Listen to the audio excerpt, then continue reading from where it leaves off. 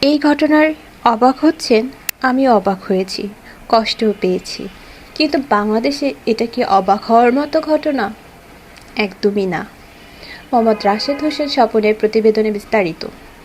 যে দেশে সৃষ্টির সেরা জীব মানুষকে হত্যা করা হয় নির্মমভাবে, পাগলকে হত্যা করা হয় ভাত খাইয়ে, নারীকে হত্যা করা হয় ধর্ষণ করে, রাস্তাঘাটে নদী-নালায় প্রতিদিনই পাওয়া যায় অসংখ্য লাশ। শুধু কি তাই, মানুষের উপর জুলুম অত্যাচার যে দেশের প্রতিদিনের কালচার হয়ে গেছে, সেই দেশে কুকুর নিরাপদ থাকবে যেখানে মানুষেরই নিরাপত্তা নাই?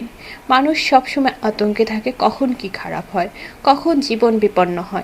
যে দেশে মুসলিম বেশি, যে দেশের মানুষ ইসলাম ভালোবাসে, ধর্মের প্রতি যে মানুষের সবসময় নিবেদিত প্রাণ, সেই দেশে ইসলামকে প্রতিনিয়ত অপমান করা হয়। যেখানে ইসলাম চায় শান্তি, সেখানে ইসলামের নামে চলে মারামারি কাটাকাটি। যে ইসলাম জীব হত্যা মহাপাপ বলে, সেখানে প্রতিদিন চলে জীবন হত্যা। তাই অবাক হওয়ার কিছু নাই। মানুষকে আগে মানুষ হতে হবে। জন্মটা যদি মানুষ রূপে হয়, তাহলে আচরণ কেন মানুষের মতো হবে না? বিশ্বাস করেন, বাংলাদেশে এখন মানুষের মতো রূপের মানুষ বেশি, মানুষ খুব কম। আর এই বাংলাদেশের যে রূপ দেখেছি 15 মাসে, আমার জন্মে এমন বাংলাদেশ দেখিনি। তাই আমার দৃষ্টিতে শান্তি বলে কিছুই দেখি না। সারা বাংলাদেশের মানুষ ও পশু আতঙ্কের মাঝে দিন যাপন করছে। এখন একজন কুকুরছানা হত্যা করি সরকারি কর্মচারীকে শাস্তি দিলেই সব অপরাধ শেষ হয়ে যাবে না।